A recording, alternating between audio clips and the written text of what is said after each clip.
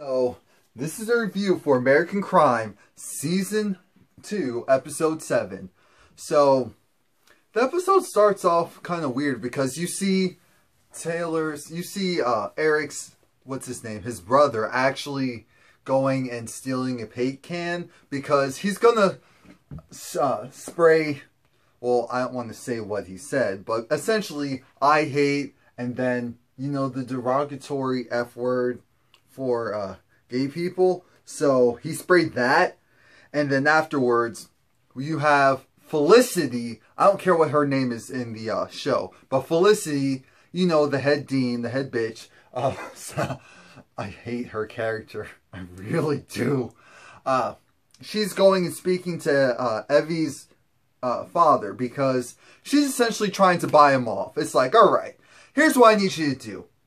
I will allow your daughter to become a student, and she'll have essentially everything that she needs in order to be successful at this school, as long as you sign this gag order to shut the hell up.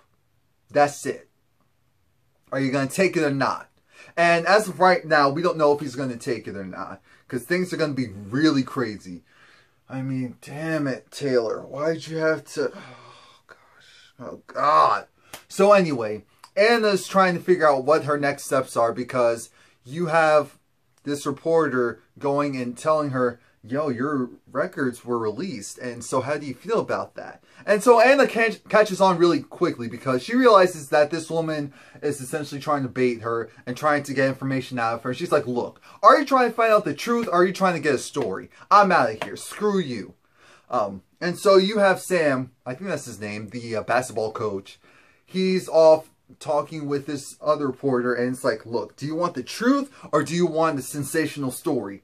Eric, who has just been outed by Taylor, a kid who seemingly wanted to have sex with Eric, is trying to say that he was raped. He's trying to flip the script, and you're trying to have my school look like we're trying to do this cover-up. You're trying to have Eric look like the bad guy. You're trying to have me look like I'm with a team that isn't supporting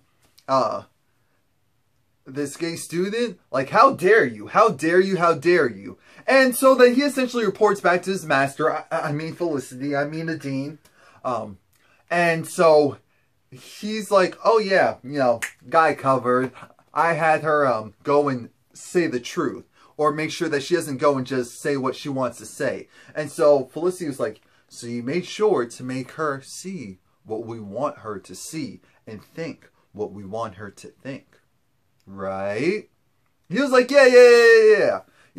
But I really hate her. I hate her so much. And I think he's starting to realize that she's full of it. She's absolutely full of it. That all her ulterior motive is to go and make sure that she's able to craft the best story that makes her school look innocent, makes her students look innocent, when they all have something to play. Actually, no, they don't. I would say the ones that have a lot of control and influence are the ones who feel that she's doing what she's doing is correct and what she's doing to Taylor is right.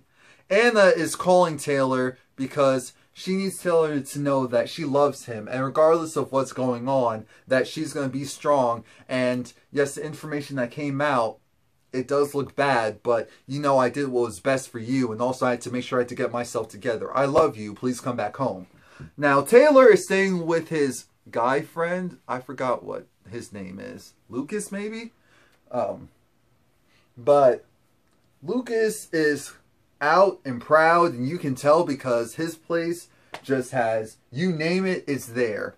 Has the gay pride flag and all of these guy posters, and it's just like, okay.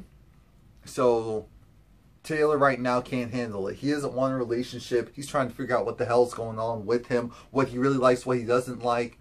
And so we move past that, and you have Terry, who of course is Regina King. She's at work, and she's just like, this guy comes in, and he essentially is like, oh, so how are you doing? She was like, you know, I'm doing fine. And the reason why he was actually there was to make sure that she would go and take some time off, because right now it's not a good look to have her there. That's what he's trying to tell her without actually telling her that. And so she gets it. She's like, is this coming from you, my friend, or slash coworker, or is this coming from corporate? He was like, look, I'm trying to tell you this so that corporate doesn't have to. It's like, all right, I'll take some time off. So now my family life is messed up. My son is being accused of something that he didn't do. Not only did he not do it, he's a black man in America. And so they'll happily paint him as a villain.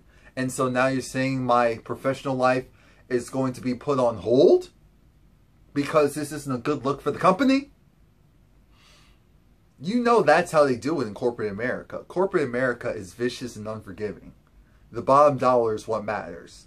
Public image is everything. Look at Apple. Apple will go and say that your iPhone is messed up because you did something to it. You didn't even open the box. And if the screen is purple, it's because of you. Or it's supposed to be that way. Anyway, so Taylor goes to this like comic shop and he sees this poster of this woman who's, I guess, like a kabuki?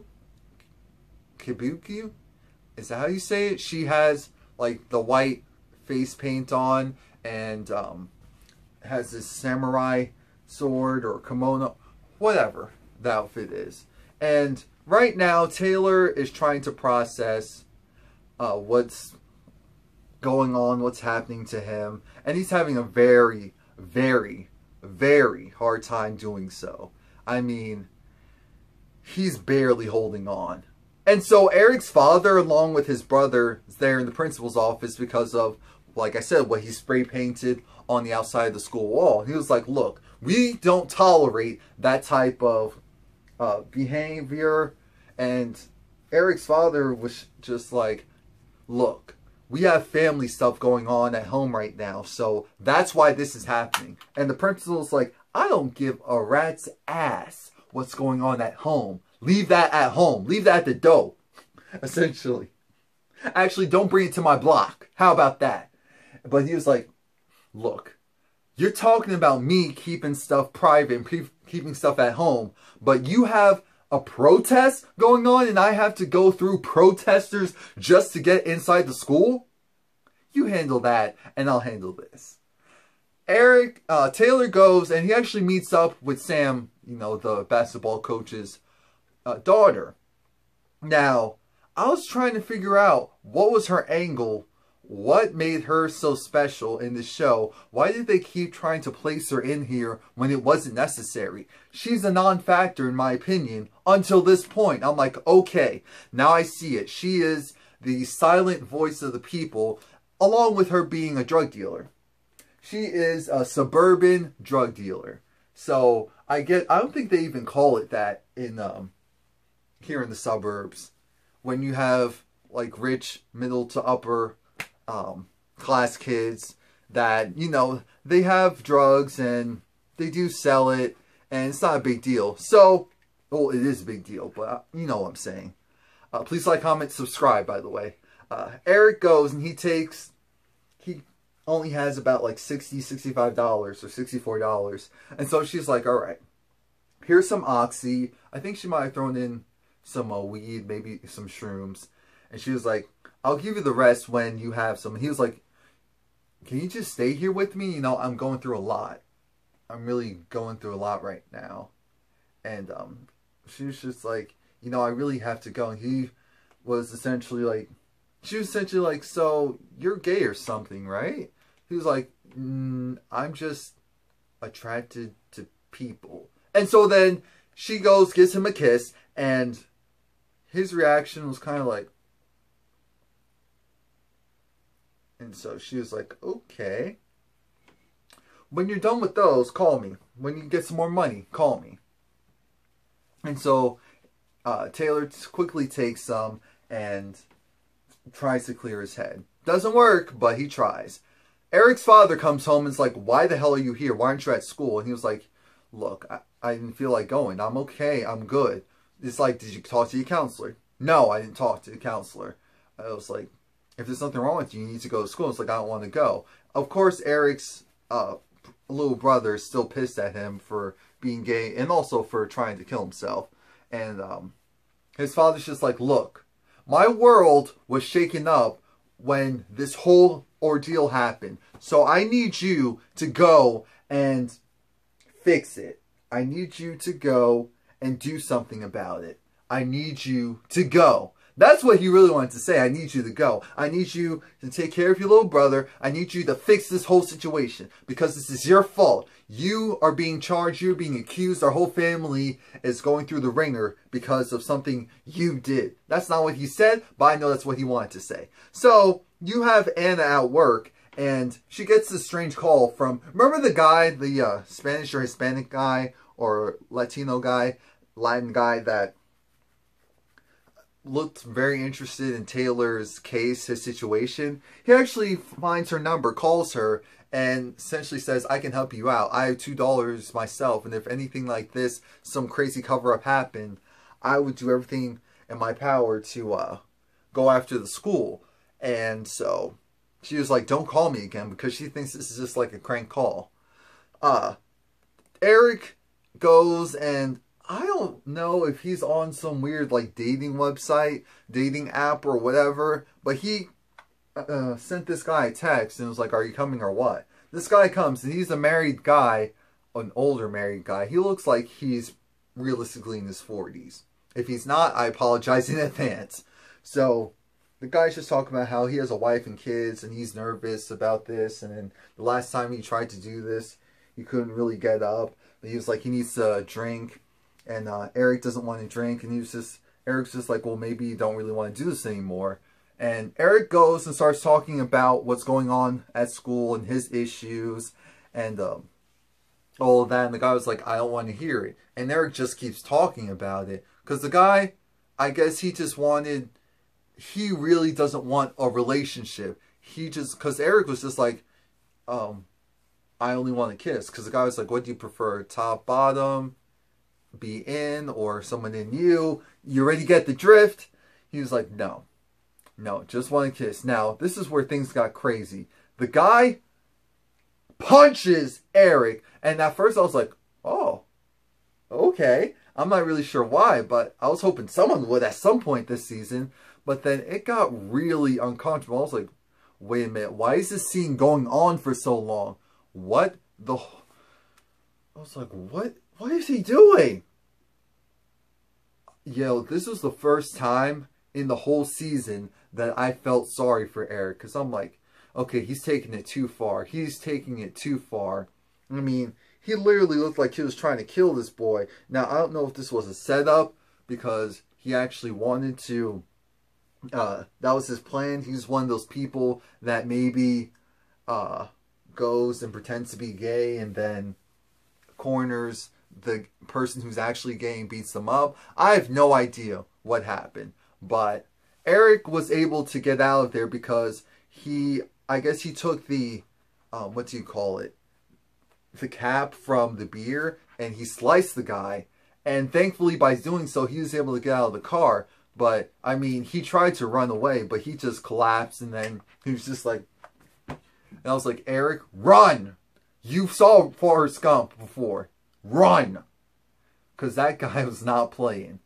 I think that was just a powerful moment. I was like, what the hell? So, Taylor goes and he goes to the house that, I don't think that it's his grandparents. I guess it's his mom's friend. Maybe it is his grandparents. I'm not sure. But anyway, he goes to the house. The woman's there. And he's trying to find something. I'm like, why is he trying to go to a tool place? I thought maybe he was trying to get a tool so that he can go and attack someone. But I'm like, that's easy enough to find. So what is he looking for? Long story short, he goes ruffling all throughout the house. And he finds the gun. He finds the gun. And then he rushes out of the house. And I'm like, okay, so are we going to go to another scene? Are we going to go to another scene? What is going on here? Because it's just like, it gets really quiet. And I'm like, no, no, do not go out into the woods yourself. Do not go out into the woods yourself. What are you doing? Don't do it, Taylor. Don't do it. Don't do it. Don't do it.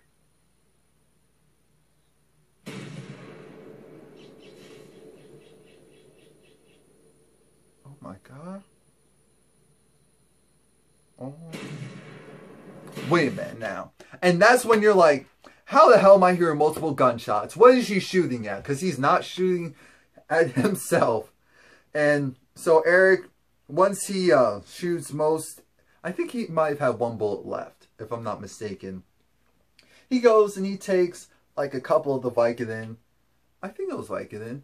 And some weed or some shrooms, whatever it was.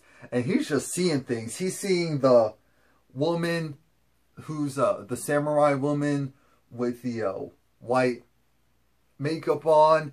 He's seeing himself getting stabbed. He's tripping out immensely. He's naked. It's like everything you could think of. And so then reality sets back in. I'm like, oh crap. He's back at the school. He's waiting for Felicity. He's waiting for Felicity. At one side of me was like, damn, shoot her. Shoot her. Shoot Dr. Graham. Shoot Dr. Graham.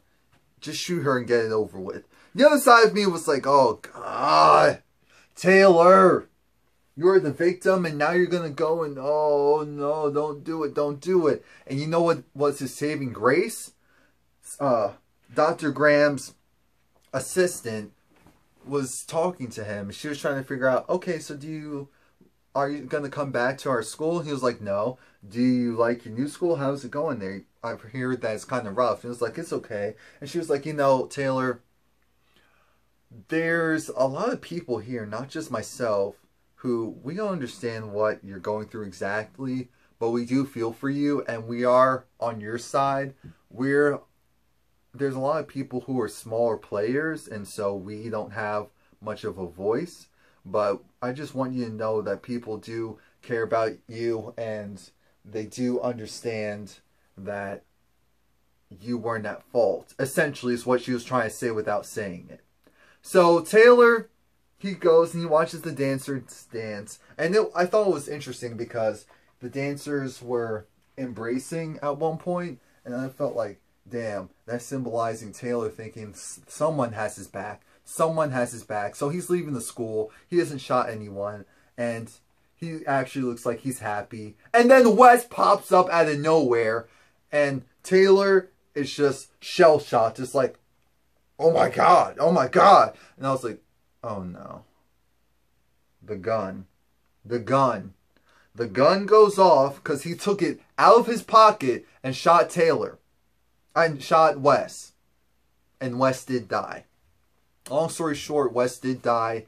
You know, Dr. Graham's giving the speech and she's ignoring it. But then I guess she saw a text saying what happened. And then she just booked it out of there. Like, alright, damage control, damage control. I can't believe this happened. I can't believe this happened. And so Anna's co-worker was like, yo, doesn't your son go to the school? It's like, no, not anymore. So Wes pops up and she already knows. He's like, Mom, I'm in trouble. She's like, oh gosh, no. Taylor, no. But where's the gun? Where's the gun? Or it's like, all right, come over here. Give me the gun. And then she tries to put it in her purse into the safety box. And what ends up happening is she gets a phone call. So she takes the call. It's the police. They're like, where's your son? Because they know who it is. They know who did it. And so Taylor takes the gun out of her purse and sits down. And she's like, all right, Taylor. Taylor, calm down. Give me the gun. All right, baby. Give me the gun. Okay. So I think she actually calls the police on him. And she tells her co-worker, get everyone out of here. Get everyone out of here now. So that was it. I mean, this episode was amazing. Each week, this show gets better. And that pisses me off because I think we only have 3 more episodes. Oh, so let me know what you think. Please like, comment, subscribe. Come back next week. Come back next week.